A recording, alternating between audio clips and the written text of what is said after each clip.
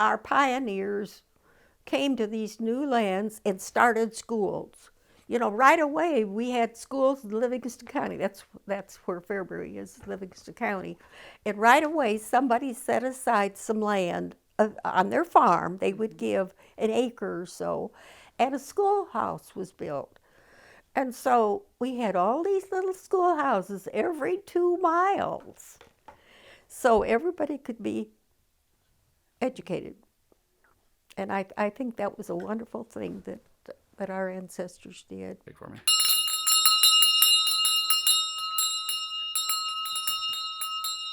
Above the door, it said Maple Grove School, 1868. It was a one-room building. There were two little rooms in the front of the building, one on each side, one for the girls and one for the boys, coats and hats. And the windows were on the north side of the building, and there was a door on the south side that went out to the back, to the outside toilets. Well, you walk into my school, you could go to the basement from where you walk in or up several steps into the classroom. There was a boys' coat room on one side and a girls' on the other, and a fireplace in the back. There were a row of desks for the little folks, for the first graders or that, and then there was a little bigger row for the other, the middle grades, and then there was large desks for the 7th and 8th graders. They'd come up to the recitation bench. My desk would be in front of that, then a recitation bench. Start with first grade. First grade reading, turn, rise, pass. Then it'd be second grade reading and on through 8th grade. Then the others had assignments that they were studying while I was teaching. They were all, while I was teaching at any grade level, the others were all studying their assignments. Those kids did their work. They did their homework. I think their parents saw to it that they did. They knew what they were there for. They had to take an 8th grade exam in the county.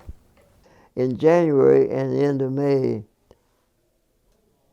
of April, we would have to go into Elkhart and take the 7th and 8th grade students to Elkhart for final examinations. And their tests were sent by the county superintendent, and the principal of the school would be the administrator of that test.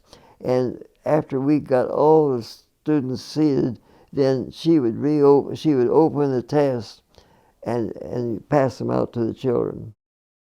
They'd take a test in reading, arithmetic, language, and spelling. There were others too. And then we would send those tests to the county superintendent's office for grading.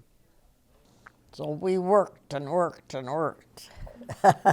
After school, of course they had to know all the qualifications, at that time, of the senators, representatives, the president. Well, most of them you knew what they could do, and you knew that they could pass it, but once in a while there was one that was kind of iffy. You learn so much from children. And to see the sparkle in their eyes when they learn what you're trying to tell them was a real thrill. And knowing that they're learning, you feel like you've accomplished something.